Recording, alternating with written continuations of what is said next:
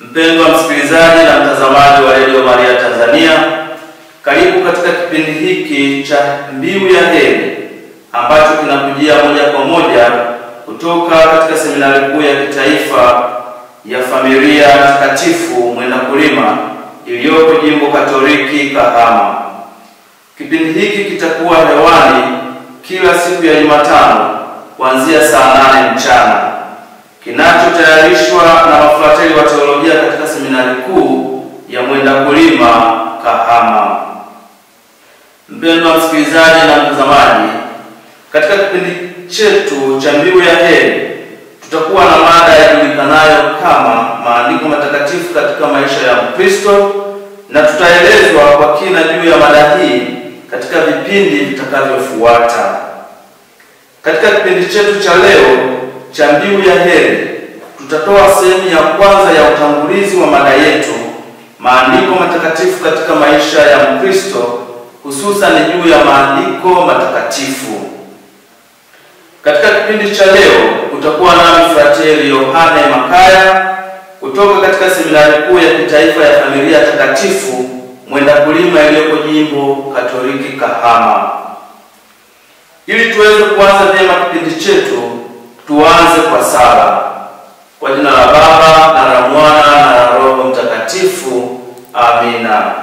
Salamu Maria, umejaa neema, Bwana yu nawe, umebarikiwa kuliko wanawake wote, na Yesu mzao wa tumbo lako amebarikiwa.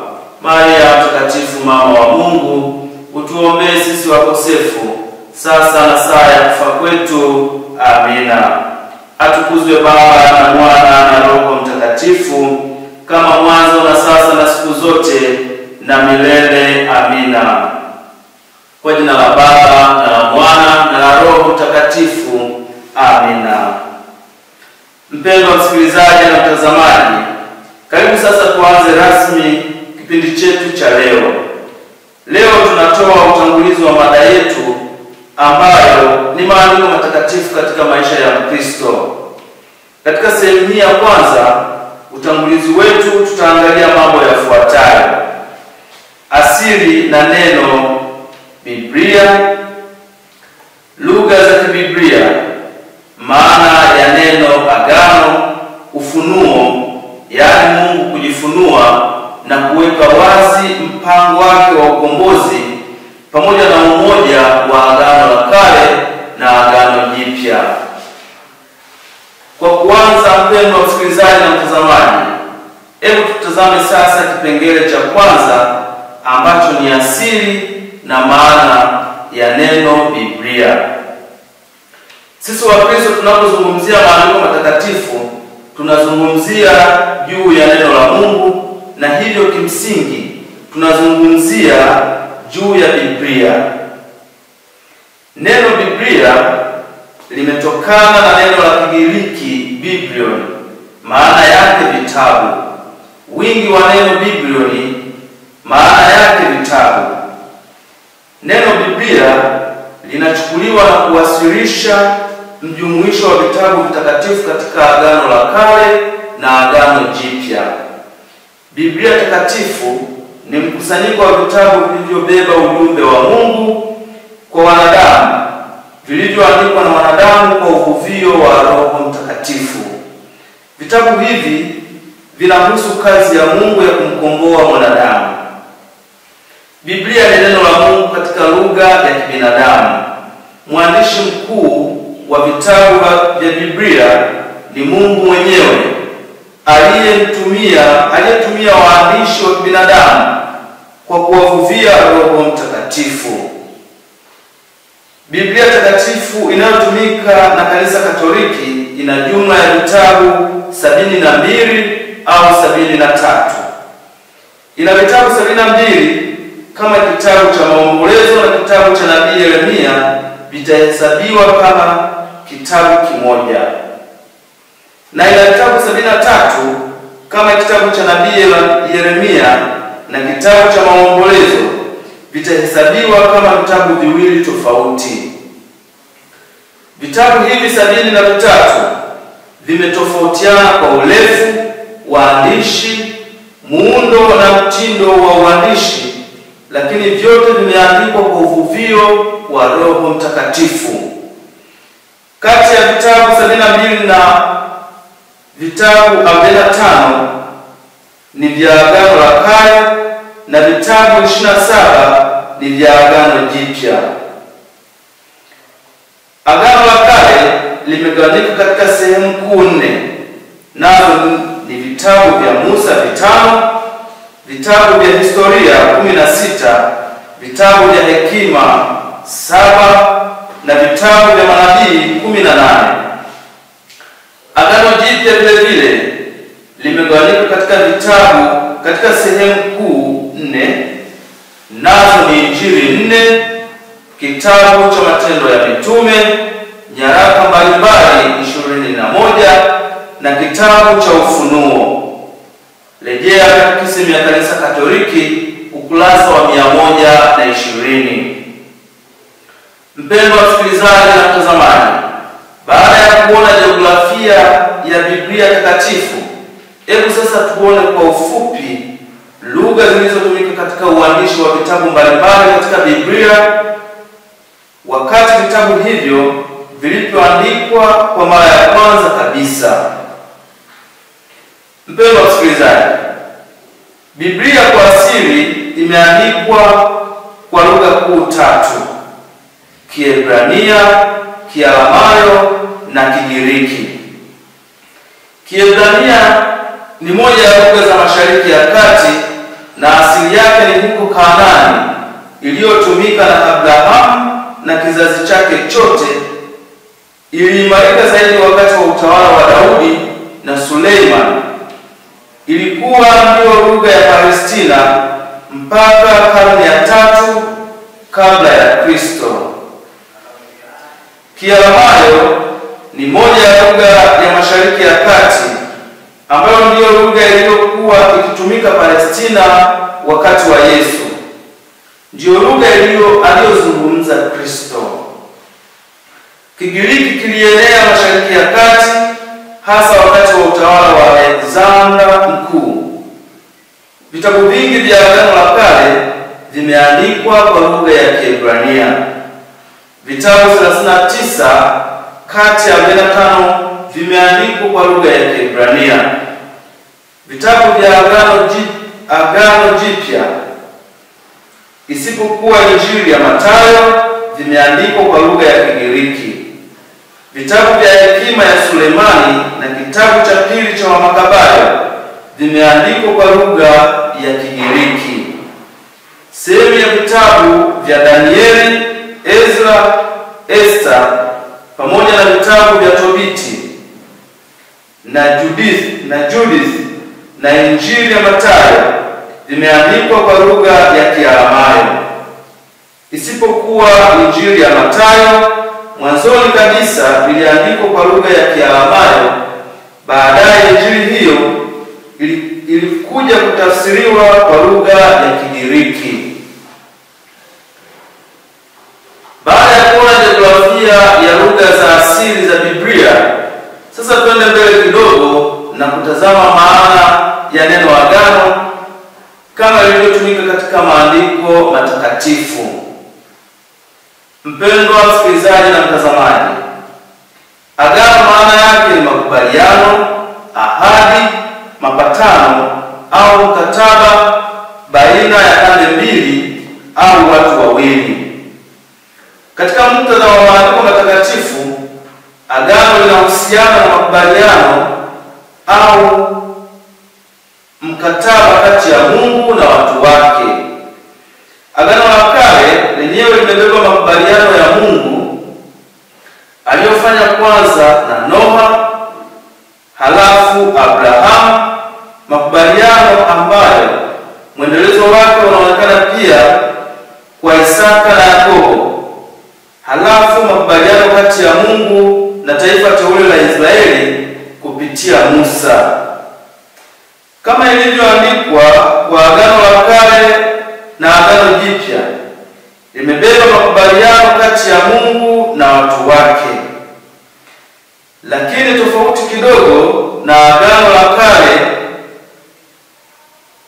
na Agano Jipya limebeba makubaliano ya Mungu aliyoyafanya na wanadamu wote, ambapo kupitia mwanaye wa pekee Yesu Kristo watu wote wanaweza kukombolewa.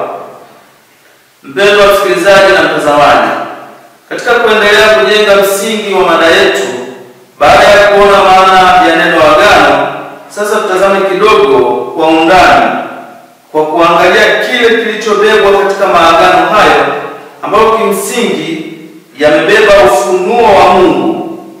Sasa hivi tutazame kwa undani kidogo juu ya ufunuo, yaani juu ya ufunuo wa Mungu kujifunua mwenyewe katika maandiko matakatifu, katika maagano yote mawili, juu ya kufunua mpango wake wa ukombozi. Mpendwa msikilizaji na mtazamaji, Mungu wa upendo usio na kipimo kwa mpango wake makini na maalum, ambao katika kuandaa wokovu kwa binadamu wote alijichagulia taifa ambalo kwao angeaminisha ahadi zake. Ili kutimiza mpango wake huo, kwanza kabisa aliingia katika agano na Abrahamu.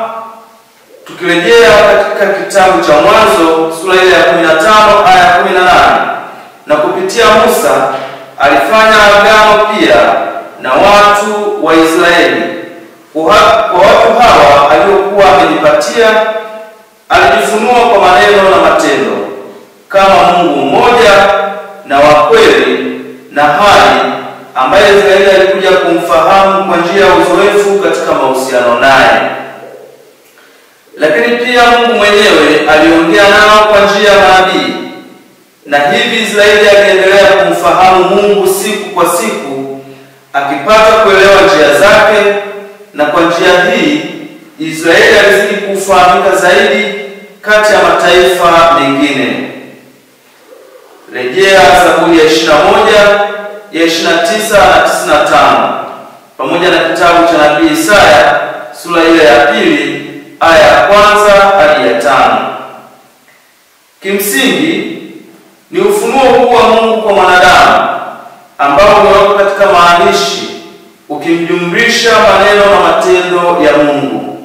Matendo kama ya uumbaji, uchaguzi wa taifa la Israeli, ukombozi wa Israeli kutoka utumwani, kwanza Misri na baadaye Babuloni, pamoja na maneno ya Mungu kwa taifa lake la Israeli kwa njia ya manabii. Hayo yote huunda agano la kale. Lakini tangu awali mpango wa Mungu ulikuwa wa wokovu kwa watu wote.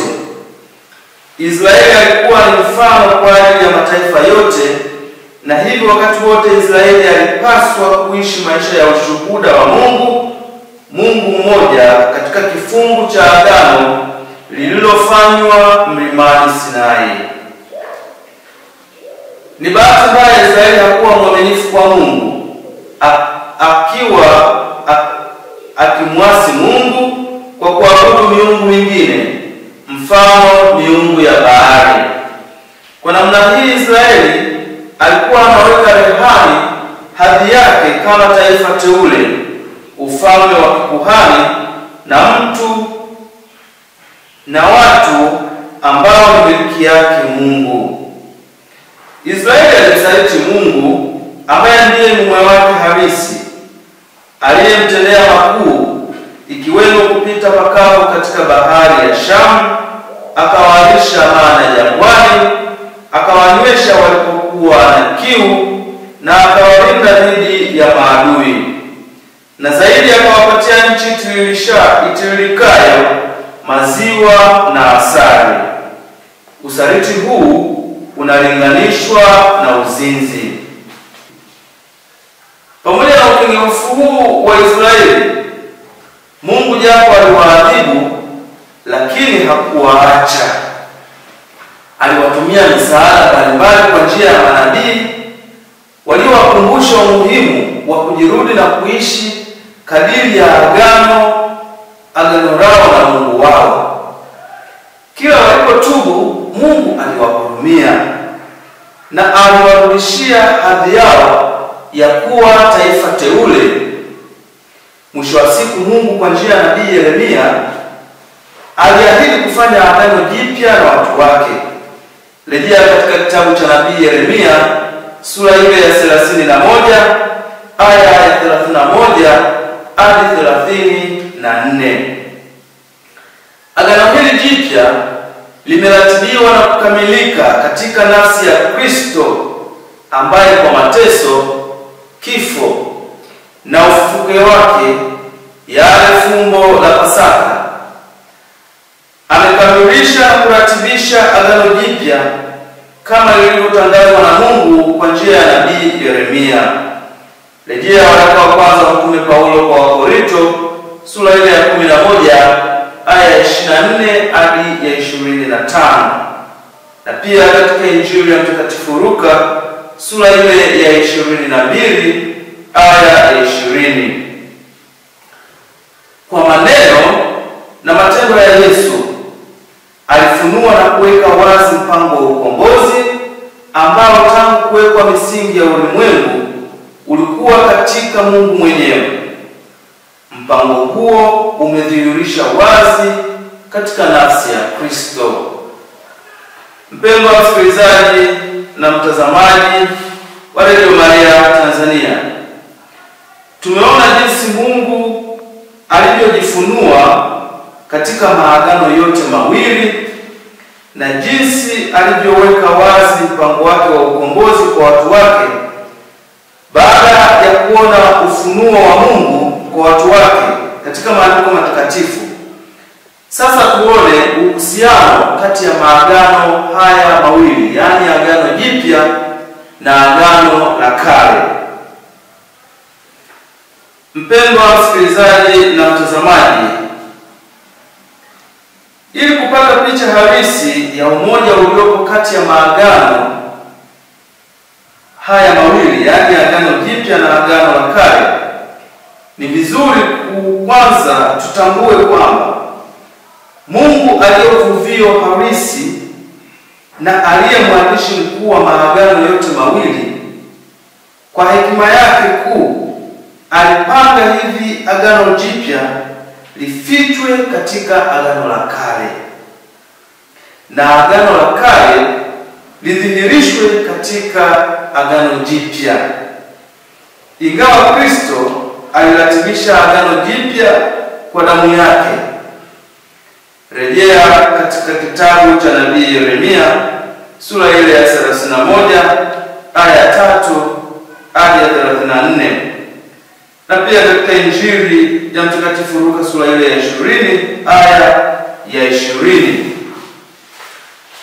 Hata hivi bado vitabu vya agano la kale katika sehemu zake zote zinapata na kuonyesha maana yao kamili katika agano jipya, na zaidi vinatoa mwanga wa kufafanua agano jipya. Rejea katika Injili ya Mtakatifu Luka sura ile ya 24 aya ya 13 hadi ya 34. Kwa lugha nyepesi na rahisi, agano jipya ni ukamilifu wa agano la kale. Rejea Injili ya Mathayo sura ile ya 5 aya ya 17 aya ya 18.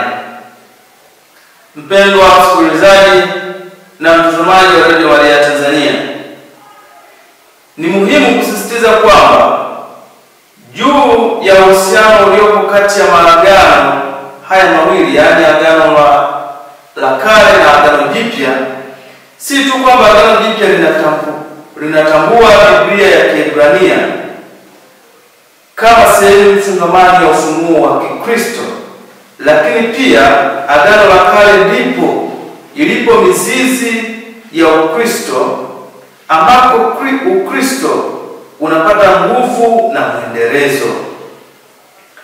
Agano la kale ni unabii wa agano jipya, na ufafanuzi mzuri wa agano la kale ni agano jipya. Na hivyo ili kuelewa agano la kale lazima tusome agano jipya. Kwa sasa tumefika tamati ya kipindi chetu cha Mbiu ya Heri kilichokujia katika kupata sehemu ya kwanza ya utangulizi wa mada yetu nzuri kabisa ihusuyo maandiko matakatifu katika maisha ya Mkristo. Tunaendelea kukaribisha katika kipindi kijacho Jumatano ijayo, ambapo tutapewa mwendelezo na utangulizi wa mada yetu kwa kuona kusudio la Mungu katika maisha ya Mkristo pamoja na faida za maandiko matakatifu kwa watu. Kwa sasa tufunge kipindi chetu kwa sala kama tulivyoanza hapo awali. Kwa jina la Baba na la Mwana na la Roho Mtakatifu. Amina. Baba yetu uliye mbinguni, jina lako litukuzwe, ufalme wako ufike, utakalo lifanyike duniani kama mbinguni.